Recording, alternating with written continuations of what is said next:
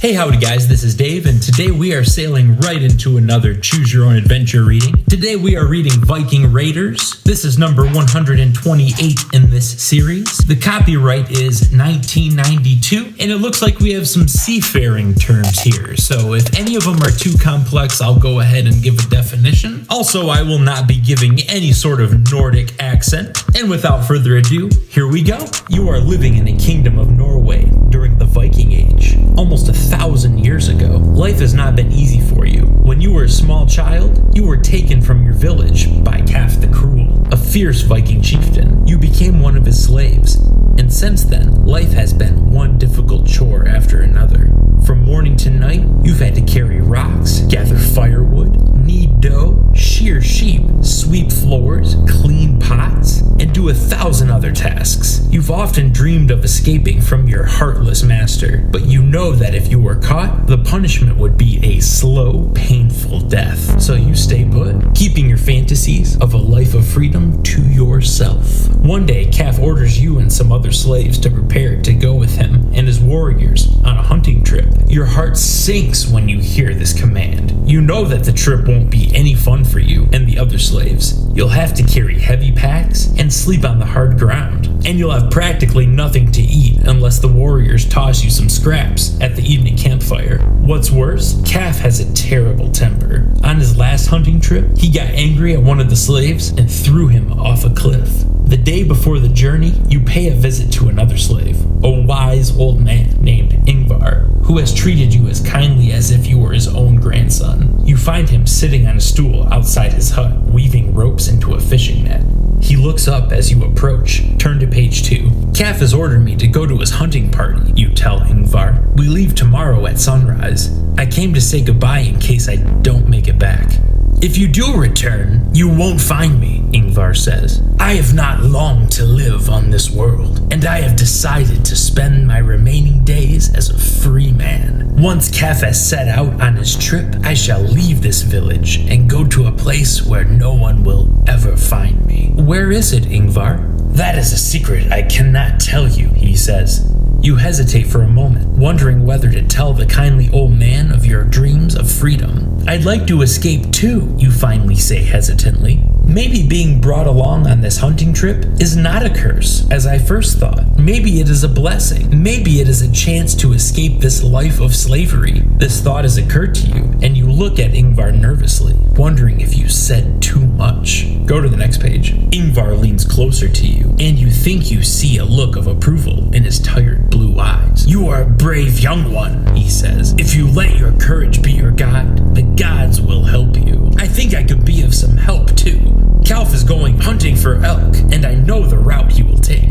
The first night's camp is near the base of the waterfall. When everyone is asleep, you can sneak off. The noise of the falls will keep anyone from hearing you. Follow the path along the brook beneath the falls. The path leads to a fishing village where you can find refuge. What do you think Calf will do to me if he catches me? You say, feeling more nervous than ever despite Ingvar's words of encouragement. Better to risk death than spend your life as a slave, Ingvar says. That is a lesson I have learned when it is almost too late. Have courage, my child. If you succeed, you will be richly rewarded. You thank Ingvar for his help and advice and bid him farewell. The hunting party sets out at dawn the next morning. Hour after hour, you trudge along the forest path, your back loaded with skins and fur wraps, dried meat, water jugs, and spears. When darkness falls, Calf orders everyone to make camp by the waterfall, just as Ingvar predicted. A 3/4 moon is rising in the sky. You decided to make your escape as soon as the others are asleep, but you're so exhausted that you fall asleep yourself. Turn to page 9. You wake with a start several hours later. Calf, his warriors, and the other slaves are all snoring away. You strap on a pack containing a few possessions and some provisions, tiptoe away from the camp, and start looking for the trail Ingvar told you about. You've gone only a few yards when the moon goes behind a cloud. In the darkness, you step on a fallen branch that snaps with a loud crack. You think you hear voices back at the camp, and you start running through the woods, trying to get as far away as possible. After a while, you stop to listen. All is silent in the forest. You have escaped from Kaf, but in your panic, you paid no attention to where you were running, and now you are hopelessly lost. As you're wondering what to do next, the moon comes out again, and you see what looks like an open land between the trees on your right. You head toward it, and in a few minutes you emerge from the forest onto a hilly, rocky plain. The clouds have passed, but the moon is low in the sky, and soon it will be dark again. You decide that there's no use trying to go any further until daylight.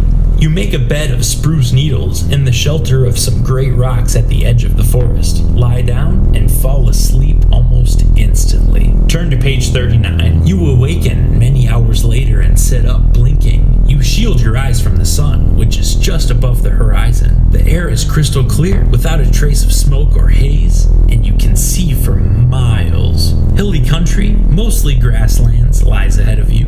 In the distance, reindeer are grazing. You drink from a nearby spring, then climb to the top of the highest hill in the area. From this vantage point, you spot a band of hunters dressed in simple garments made from animal skins. They have killed several elk and are loading them onto crude wooden carts. You know you're not likely to survive long in this wilderness on your own, so you hurry to meet them. The hunters are amazed when you tell them that you've escaped from Kaf the Cruel. The leader nods gravely. "Kaf is no friend of ours," he says. "Come with us. Hurry." Before you can respond, he turns and barks orders at the others. You accompany the hunters as they trudge along the hilly plain, pulling their wooden carts. Turn to page 8. The hunters take you back to their tiny village, a collection of simple huts made of peat, sod, and sticks. There are only a few dozen people in the village, but one of the families takes you in and welcomes you warmly as if you were one of their own. The village is poor, and the people are hard-working, and you are kept busy gathering fuel and berries and herbs, carrying water from the spring, keeping the fire going, repairing huts, and sharpening tools and knives. It's not an easy way of life, but you don't mind it because everyone works together, and for the first time since you were abducted by Kaf, you have some time for fun. The people are kind and gentle compared to most Vikings. You quickly grow accustomed to your new home. You are fond of your adoptive family, and you get along with the other young people in the village. Before you realize it, the days begin to grow shorter. The sun no longer sails high above the hills. In a few months, the land will be covered with wind-blown snow, and darkness will last for all but a few hours of each day. The villagers prepare for the journey to their wintering place, a sheltered valley farther south and close to the sea, where the winters are less severe. You help your family in these preparations, looking forward to the milder climate. Turn to page 84. Just a minute here. They've got us jumping around here. Why couldn't they just have the first 5 pages just be read these first 5 pages to set the story up? Why do they have to have us jumping around the book when we don't make any decisions? Page 84. The journey to the wintering place passes without incident. You help the others set up camp in a hollow overlooking a fjord. But you've only been in the wintering place for a few days when a band of Viking raiders rides whooping and hollering into the village and seizes several people, including you. They carry you to their encampment on a hilltop. Your spirits sink as you realize that once again you are a slave. The raiders' camp is quite near the ocean. You see it in the distance, shimmering in the late afternoon sun. In the opposite direction are high mountains with glaciers, glistening in the cliffs and valleys near their peaks. The raiders who have taken you do not want you for themselves. They sell you and their captives to a slaveholder in a fishing village. Once again, you begin a new life, this time as an assistant to a boat builder in a yard set in a cove off one of the greatest fjords in the Kingdom of Norway. Turn to page 74. Though you're a slave, you're far luckier in your new occupation than you were when you were in servitude to Kaf. Boat building and seafaring are the greatest achievements of the Vikings, and you are assigned to work under one of the greatest of the Viking builders, Sigurd the White. You work hard and learn many skills. After a time, you've learned so much that you become sought after by some of the richest and most powerful Vikings in the surrounding villages. Sigurd, whose name was given to him because his hair is so blonde it is almost white, is a stern taskmaster, but he has a kind heart. One day he comes to you and says, "You have worked hard and helped me in a great deal. You have earned your freedom and are free to go if you wish." Word that you're free must have spread fast, for later that day a burly, red-bearded man named Horik, who has been visiting Surig, takes you aside. "Sigurd tells me you have learned much in only a few months," Horik says. "You should come and live in my village, which is 100 miles south. You will have the best house there, and you will be the chief boat builder for my clan." You tell Horik you will think about his offer, and let him know your answer soon. You are still so overwhelmed by your newly granted freedom that you need a little time to decide what to do. Turn to page 13. Later the same evening, another man, as rich and powerful as Horik, visits you. His name is Eagle, and he owns a fleet of 12 fishing boats in a village 50 miles to the south. "You have learned so much about the boats my men sail," Eagle says. "We have heard rumors about great fishing grounds near an island off the coast. We are about to set out in search of them, and I would like you to join my crew. You would not have to row, but could work the sail and help keep our gear mended." "I don't know," you say, thinking about Horik's offer. "Understand this, my young friend," Eagle says. "The great fishing grounds are worth more than gold to our people. If we are successful, you will be richly rewarded." You thank Eagle for the offer and promise that you'll let him know the next day whether you will accompany him on his search for the great fishing grounds. That night you lie awake, trying to decide what to do. Alright guys, we have our first set of choices, finally. After that wild goose chase through this whole book, we finally have our first set of choices. I think whoever was in charge of doing the backstory here and all the writing went way overboard. Our character's story didn't need to be that extravagant and detailed. And furthermore, there's no fucking excuse why I had to read 9 pages before I get to my first set of choices. If you join Eagle's crew, turn to page 103. If you accept the job as Horik's chief boat builder, turn to page 46. I'm in the same boat even. We're granted our freedom. We're not being told what to do here. What do I know what to think? After pretty much reading a novel leading up to this, I want to have some gratification here. I think I want to be this Horik dude's chief boat builder, and we're going to turn to page 46. You go to work in the village of Gotstad as Horik's chief boat builder. Horik teaches you everything there is to know about the art of boat building. You learn how to cut wood with simple tools, how to grind and file planks until they are smooth and straight, how to fasten planks with dowels, with one board overlapping the next as the hull is built up, and how to go into the woods and search for a straight oak, clean and free from insects or blight, which you can cut and fashion into a mast. What a crazy sentence. I just need you to look at this sentence for a second. It is all commas.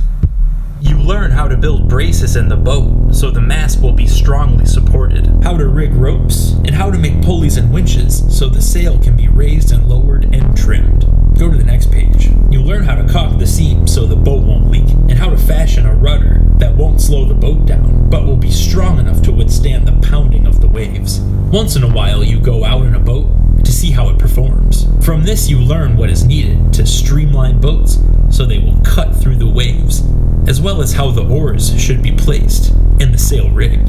Turn to page 81. After 2 years with Horik, you have become a master builder. Ships and boats from your yard are sought after by all the chieftains of Scandinavia. One day Horik takes you aside. "Several of my men have returned from a hunting trip with bad news," he says. "Thorfinn, the Terrible, the fiercest of the Viking raiders, is coming to Gotstad tomorrow to demand his tribute."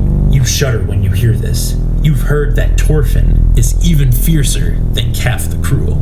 His warriors go where they please and take what they want from every village and farm they visit. He will take the new ship we're building, I'll wager, you say angrily. Horik nods and rests a hand on your shoulder. He comes not only for our boat, he also comes for you. Me? Yes. Word is spread that you are the finest shipbuilder in the land. Thorfinn wants you to work for him as his slave.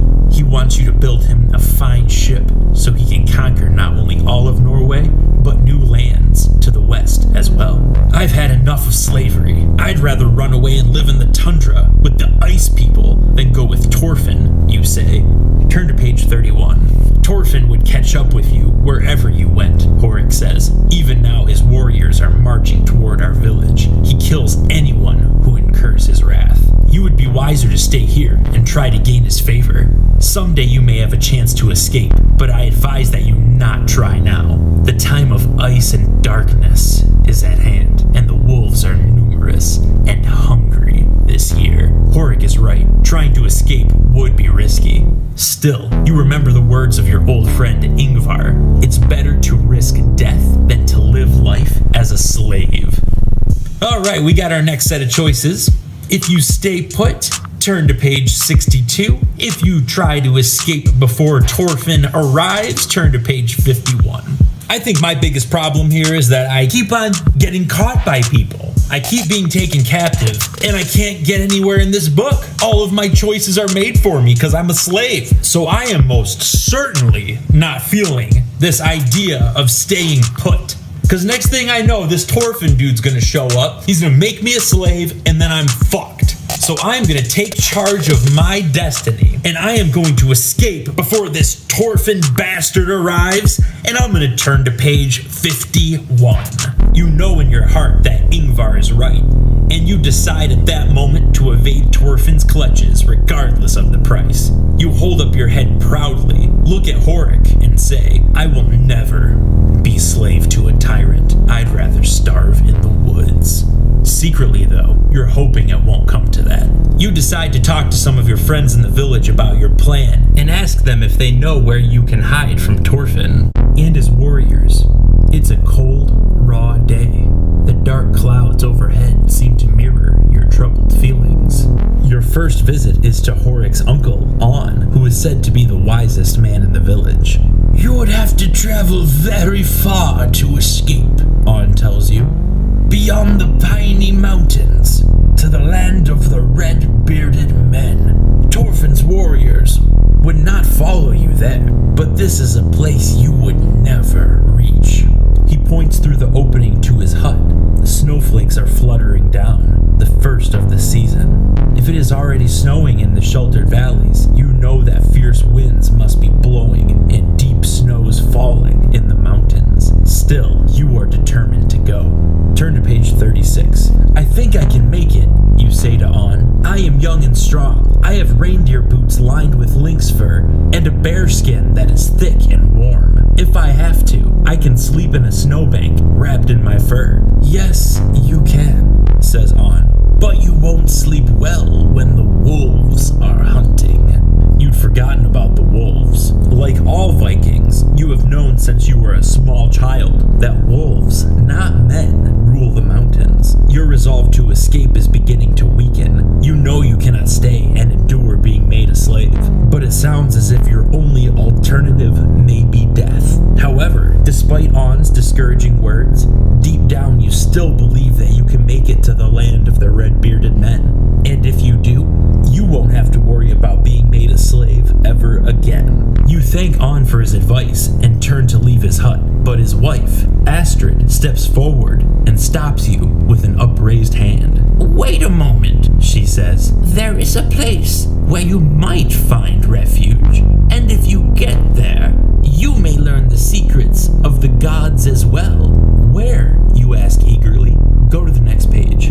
Astrid glances at On, who nods. There is a trail north of the village that leads to the granite peak, she says. Near the summit is a flat area and a cave where an old man lives. He is a holy man, a hermit. If he thinks you have wisdom, he will protect you and help you. You must have great courage and strength to reach the top of the granite peak, says On, and you must have wisdom as well. Our next set of choices: if you try to climb the granite peak, turn to page 57. If you try to cross the mountains to the land of the red-bearded men, turn to page 64. I just need to get out of here. I just need to get as far away from these people as possible. I personally think that we can make it to the land of the red-bearded men. I am not interested in climbing this granite peak at all. So I think the best thing we need to do is just dip the fuck out of here. And we need to cross the mountains to the land of the red-bearded men. And we're gonna turn to page 64. You decide that you have a better chance of making it to the land of the red-bearded men than of reaching the summit of the granite peak. You pack your food in a goatskin bag, and with your bearskin over your shoulder and a spear in your hand, you set out to cross the mountains. For 2 days and 2 nights, you travel across the rocky ridges and dark forests, wading through icy streams and scaling peaks.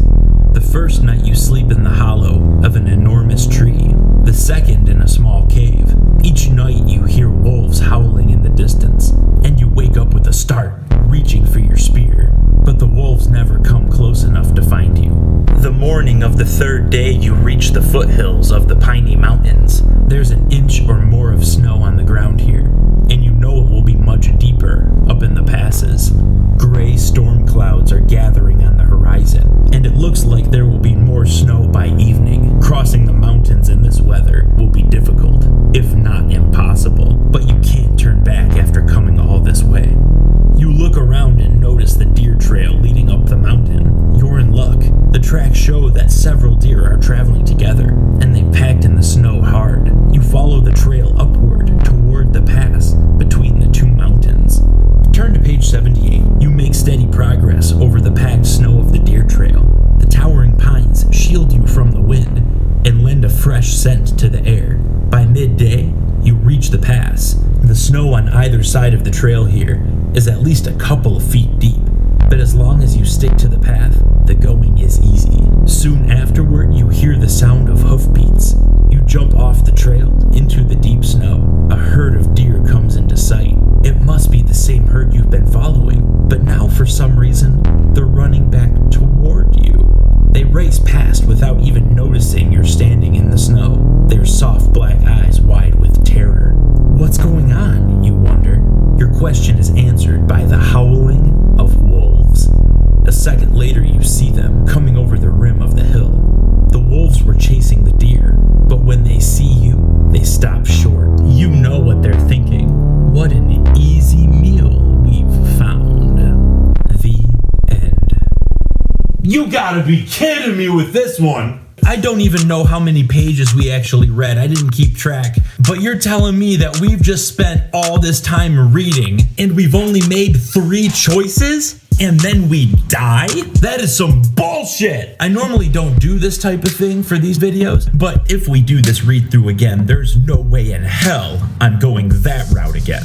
So I may as well just tell you. I did check out the other option if we were to go to that granite peak to see that hermit. There is no joke 8 pages of this shit. Crossing streams, sleeping in the snow, going over ridges and mountain and landscape, and then we're climbing the peak. And then once we get up there, we start tripping balls and hallucinating, looking at the northern lights, like we're seeing Odin and Thor and shit. And then out of nowhere, the hermit appears, and guess who it is? It's that Ingvar guy. It just so happens that the place he was telling us that he was going to at the beginning was this granite peak that we ended up going to. And obviously not that great of a secret location since we found it in 3 choices. And basically what happens is Ingvar just gives you this beautiful ruby-colored stone that's affixed to a thin gold chain and says it'll bring you good fortune, says you can crash there for the night, but you gotta get your ass out of there the next morning because this is where he's gonna be spending his last days, and I'm pretty sure that he meant that he didn't want to be spending them with us. In the morning, he gives us some sweet nectar even that lights a fire under our ass and makes us feel stronger than we ever have before. Oh, he wants us out of there right away. Then the rest of it is just us climbing down the mountain with a better outlook on life. That's when our adventure is beginning, when we climb down from this peak. How anticlimactic. It's just so lame that this was done with such few choices. We didn't even get to use any seafaring terms. And it's not even like the writing was bad. I thought it was very captivating and good word usage. But I felt like most of what we read I would consider backstory. Like the choices could have happened a lot sooner and more so throughout. Maybe that's what happens when you're 128 books into a Choose Your Own Adventure series. It's pretty much like you're writing like 13 books in one. Alright, I'll stop picking this apart. If you liked what you saw and heard here, feel free to like, comment, and subscribe. And until next time, have a good one.